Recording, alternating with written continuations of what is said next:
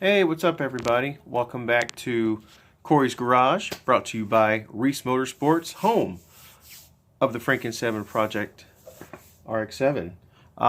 Today was an interesting day. Today, I decided to, after looking at last night's photos and reviewing last night's video, I noticed the pictures of underneath my car were pretty, oh, well, what's a nice way to put it?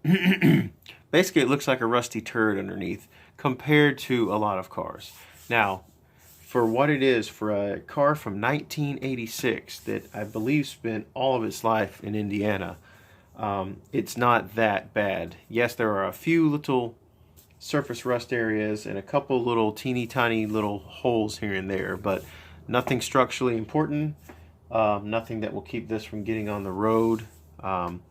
The biggest ones I've already fixed anyway, so these are just like teeny tiny little, just can't, like, it's really not even worth mentioning, but I'm kind of picky with it. But anyways, so I noticed that, especially after putting that nice new fuel line, the new fuel hoses and fuel lines on yesterday, that the underneath of the car just really needed some attention. Not that everyone's going to be looking underneath it, because it's going to be pretty low as it is, but I just wanted to basically just clean it up.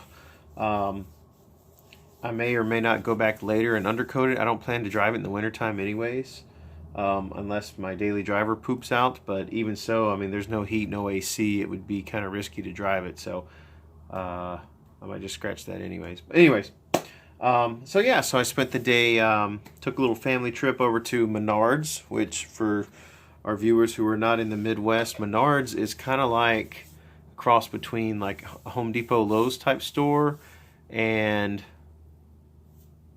I don't know, IKEA. I mean, there's furniture there, there's groceries there, there's all kinds of do-it-yourself home project stuff. They have a decent little automotive section as well.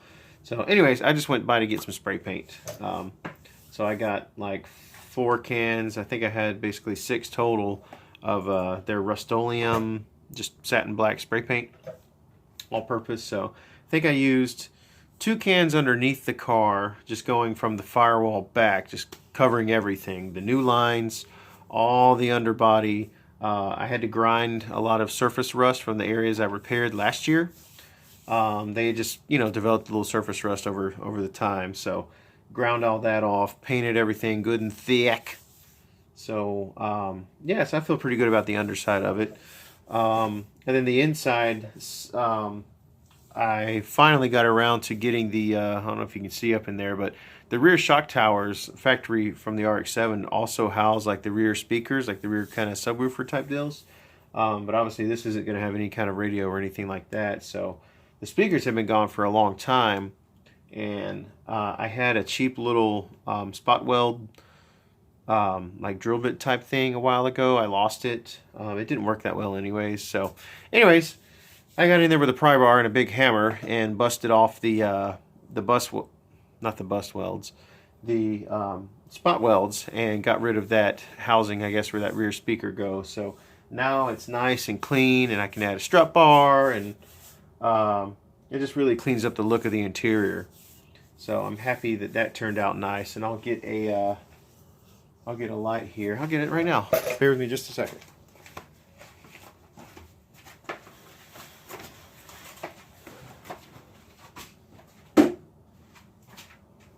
Wop, wop, wop, wop, wop, wop, wop, wop, wop, wop.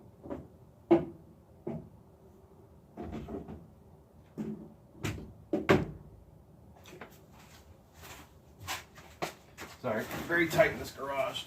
If I haven't stressed that 100 times, it's very tight in this garage. Okay, so what I'm going to show you, or try to show you, is how nice the interior turned out. Let me get the shop light here.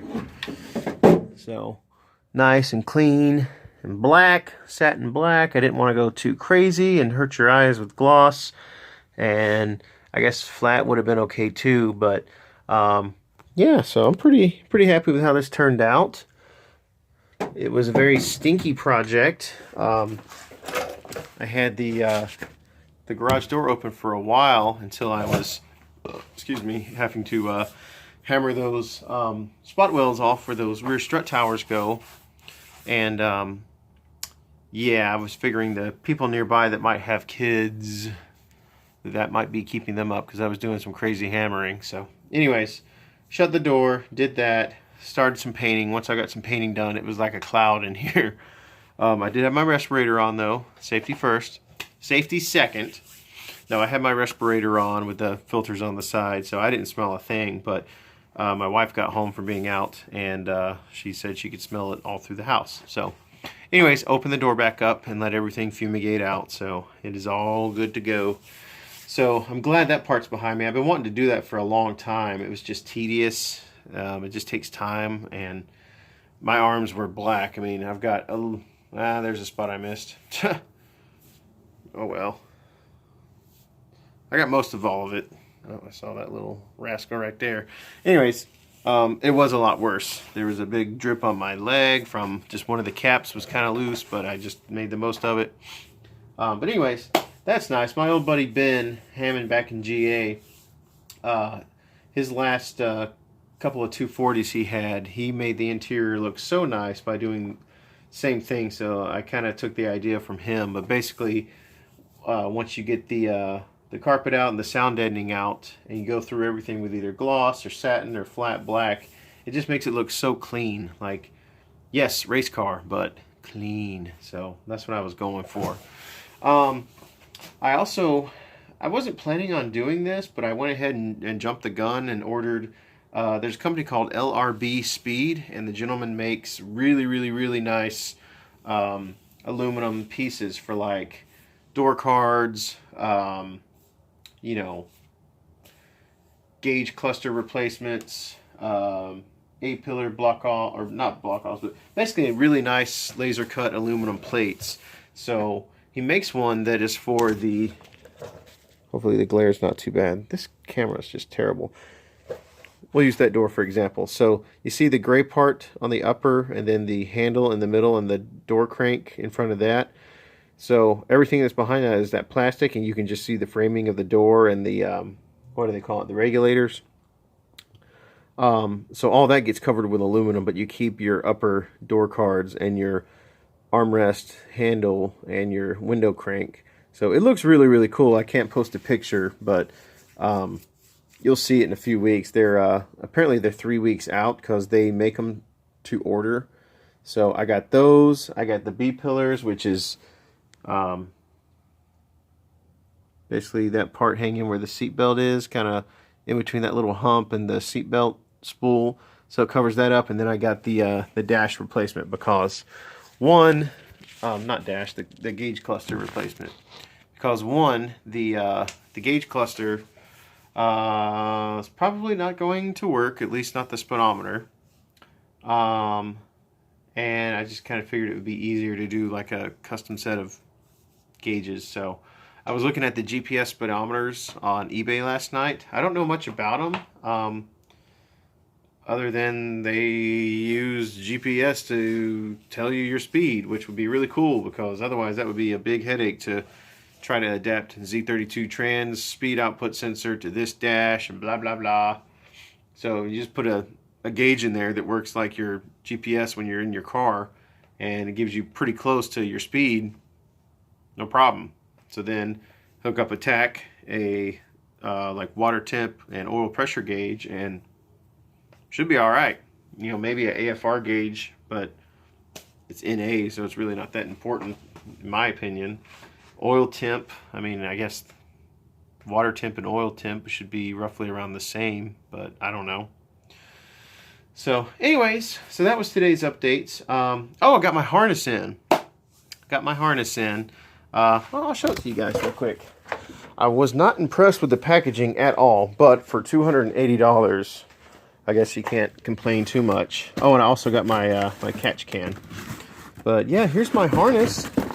I was surprised there wasn't any cushioning on the box, but I guess it's not really required. But yeah, brand new connectors, brand new grommets, brand new everything, heat shrinked.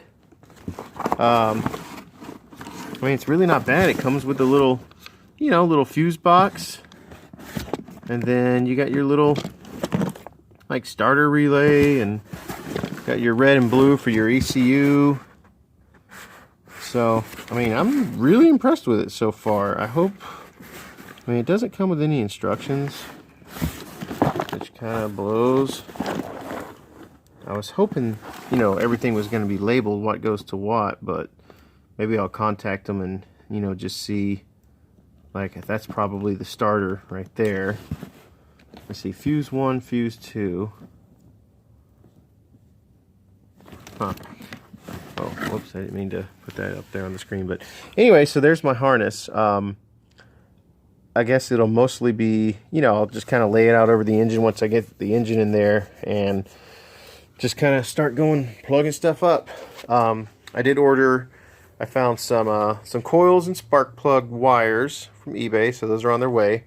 I took my old ones off today in the spirit of painting, and was trying to get these painted up, and you probably can't see it, but it started to rain as I was painting, so it kind of turned out really crappy. It's kind of like a hammer finish, so I might spray those inside real quick before I go to bed, and at least just let them get a little shiny or something. But I sprayed them with the satin that I did the car with first, and the backside looks kind of cool. I don't know if you can see that, but the backside kind of has like a textured finish. And that was not the intent at all. But anyways, yeah, so I sprayed them outside, and then it started to mist rain. I didn't realize that. Stupid light! And, yeah, so those kind of got ruined. But, I mean, if you know LS engines and you keep the stock configuration, I mean, the coils are covering those, and those are on the valve cover, so you don't really see the brackets that much. But I was just trying to dress it up a little bit, you know. I was on a painting frenzy, but anyways, we're still waiting on some parts. I'm waiting on my slave cylinder, my front and rear main seal, my starter. I got my alternator in yesterday. Then yeah, catch can today, stuff like that. So still waiting on some parts. I think I'm going to go ahead and put the front cover back on the engine, and at least for mocking the engine up, because I got my cross member in, and I'm really eager to actually start putting that stuff together. And I only have, you know, the rest of this week and then next week off, and I want to get as much done as possible. I'd love to fire it up next week, so if I can get everything else in. I'm still waiting on the intake manifold, but it's coming from Connecticut, so I'm sure it takes a few days. So yeah, so I guess I'll get that engine. I'll probably get that tomorrow, I would imagine. But I'll get the engine finished up here soon. May or may not change those seals. They're not leaking. I hate to not leave well enough alone, and then if it ain't broke, don't fix it. But I would hate to go through all this work and then fire it up, and then the first time I park it, I notice there's a puddle from the trans or a puddle from the front of the engine, and it's like, I just got this done. But I also need to know, like, you know, are the headers going to fit? Or they're probably not going to. I'm counting on them not fitting perfectly. I'm counting on having to bang the firewall out some. I hope I don't have to cut anything as far as the headers. But yeah, I still have little piddly stuff to do. I'm still waiting on my solid bushings for the rear subframe. Waiting on those to come in. Once those come in, I got to get hardware for the nuts and bolts to mount that stuff together. And I might have some stuff laying around, actually. I have 2 drawers full of nuts and bolts from Hyundai and Honda and Toyota and all kinds of stuff. So I might actually be all right there. But still waiting on the coilovers to get here. Still waiting on the brakes. I got an email from, I always want to say Harbor Freight, from Rock Auto earlier that one of the FD calipers I ordered was not in stock, and so they gave me an offering for a substitute, and I went with it. And then once I went to look back to double check everything, it's not on there. So I'll give it a day, I guess, and see if it pops up on a revised order summary, or they'll let you know once something ships out. But I'm glad they let me know. That would have been really crappy to not. Oh, so I ordered just a pack of 20 just black standard lug nuts, $20. the same ones at AutoZone or Advance are 40 bucks, so saved half getting it on eBay. I got a 36-inch throttle cable. At least that might be a little too much, but the factory one is, well, I don't know if that's the same size or not. No. The factory one is like probably 24 inches, so I got a longer one to, you know, reach over to the throttle body. What else? Just trying to think of everything I've got so far. It's like, it seems like it's not that much. Like if you were to write everything down, it's just, I guess, the time to put the stuff together. Like this today, this was a full day. I mean, I didn't start at 8 o'clock and just now finishing at almost midnight, but getting on and off, having to scrub rust, clean stuff, and then have to stop and go, you know, tend to my son, tend to my wife or something. Then we took a little family trip to get spray paint and stuff and run by the store, and you know, that was over an hour, and came back and then got back. The wife had to leave, so me and the son for dinner time and putting him to bed and all that good stuff. So it takes time, but I'm glad it's done because I wanted to do that for a long time and I just never got around to it. So I'm glad the underside is clean and painted, so if anyone does look underneath it, at least it looks nice. And you know, the rear subframe's been painted. It wouldn't hurt to do one more little spray on it before everything goes back in, just to make it look nice as well. And I already did the black part of the diff, so may or may not do that again. But anyways, just trying to get stuff done, letting this thing dry. Oh, I got my Corbeau seat rail, if I didn't say that. Got the Corbeau seat rail today, and the sliders that were on it, I just basically bolted it to the seat and test fit it. And I'm not that tall. I'm 5'11", 5'10 and a half, 5'11", and you know, FCs are pretty big, and tall people can fit in them all right. As far as the two-seater, or even big wide people can fit in them pretty well. Well, with no helmet or anything, like my head was touching the roof, and it's like, that's weird because I don't remember my head ever touching the roof in an FC. I've been the same height, you know, since I was 18 years old. So that was kind of weird. So I looked, and they had two stacked washers between the sliders and the rail. So when you bolt that to the seat, that kind of jacked everything up. Plus the sliders were like, I don't know, maybe half an inch taller.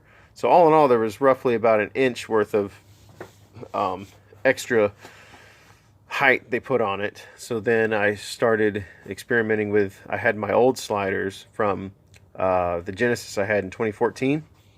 So, and I had the same Corbeau seat in it, like literally the same seat. It hasn't left my possession. And I had the sliders still. So, yeah, so I was like, I'll give those a shot. I held them up next to it and noticed immediately they were shorter. And then I put them in basically with no washers, and besides a little modifying on the seat rail on the floor, or where that bolts to, like cross member type deal, yeah, fit just fine. Put it in, bolted it down, had to find a bolt. I don't know where my seat bolts are, but I found 4, and yeah, bolted it in, and it works good. No complaints. So that's good. I still have my factory seat belts actually hooked up in there. As far as one is bolted to the B pillars, and the other 2 are just kind of hanging, the mounting points. So I don't know if I want to do like the stock belts just for simplicity's sake, and then maybe a harness on the driver's side, like a actual racing harness. But the way I had it mounted before was like, you know, kind of down back, and they always said you want to keep it shoulder level in case basically if you crash or you flip or whatever, it doesn't compress your spine and break your back. I don't know if that's a real thing or not, but I would love to make a harness bar. Again, I'm not much of a fabricator, but if I could get just a straight piece of bar and weld it to the B pillars, I don't see why that would be a problem. And then just, you know, wrap the harness around the top part, and then you know, bolt the bottom 2 pieces to like the factory seatbelt bolt holes or something. So I don't know, we'll play around with the idea, we'll see. You know, I just wanted it to be safe. I wanted it to look decent, but I wanted it to be safe, number one. And then maybe some of you dads out there can help me out.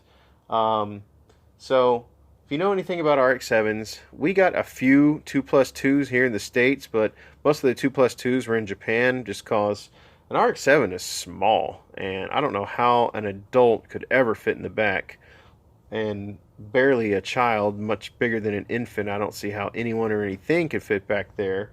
But my wife is kind of pushing the idea of, being able to put our son a baby seat, a car seat back there, which it's got the kind of like the slopey cutouts for, like, I guess where the back seat would have been, or also, RX-7s, they have the little luggage compartments, little doohickeys. So all that's gone, obviously it's stripped. So I don't know if I should make like a bracket or just put the seat in there and find a way to strap it down tight. But it would be cool to be able to throw little man in the back and, go to some car shows and stuff like that. I don't know if it would be safe to put him in just the factory front seat and put a car seat in that and strap it down. Although I remember my brother did that with his Corvette and it was perfectly fine. So if that's acceptable and that's legal and that's safe, then I'll just do that. Otherwise, I'll try to figure out a way to mount a child seat in the storage bin area. But anyways, just keep plugging right along. If anyone has any questions or anything they want to see on the car, or have me explain anything a little better, I know I ramble a lot. I'm at 21 minutes, almost 22 minutes on this video, and it's been nothing but rambling. But I'm just excited. I like getting stuff done every day, and I appreciate the friends that have reached out, that have encouraged me and said, you're doing awesome, you're kicking ass, proud of the work you're doing, keep it up. And it's just crazy that, in just a week and a half's time, that I've got more done in a week and a half than almost 3 years owning this car. I think I got this car in like October 2017, and for the most part, it's sat. It's moved around and it's sat. I mean, I did some of the restoration work, like the rust repair and stuff, the last couple of years, and then bought a few little parts last year. But we moved in August or September, and it sat at my brother and sister-in-law's house in Chicago. And I had to sneak and buy parts because that's just how I roll. But now that I'm free reign, it's like, all right, well, I'm not going to go crazy and buy name brand, but if I can find something decent online and still get the outcome, and even if I have to even if I have to tweak it to work, that's fine. And so far, I haven't had to do too much of that. I might run into something with the alternator.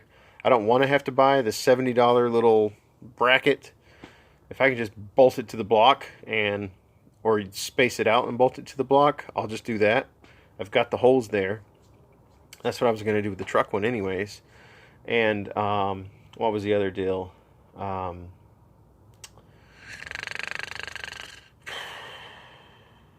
Like the fuel rails. I mocked them up on the last intake, and all I need is the 2 female -6 AN fittings in a line, and I've got the adapter to hook it into the quick release on the fuel filter regulator combo, and the fuel system's done. I got the injectors. They have new O-rings. They smell like gas, so they flow tested them. And this new harness is supposed to click into those. And yeah, so we shall see. But anyways, I guess that's it for tonight. A little bit earlier, but just excited. Can't wait for more stuff to show up. I need some big stuff to show up so I can actually do some big boy work on it. So you guys keep doing well. Keep working hard, pursuing your dreams. Ladies, pursue that man that's out there in the garage with the lights on after midnight. He's building his dreams out there. You don't want the dude that comes stumbling in from the bar. But no judgment if you're the guy who just stumbled in from the bar and you're just watching this one eye out sitting on the toilet. Anyways, talk to you guys tomorrow. Thanks.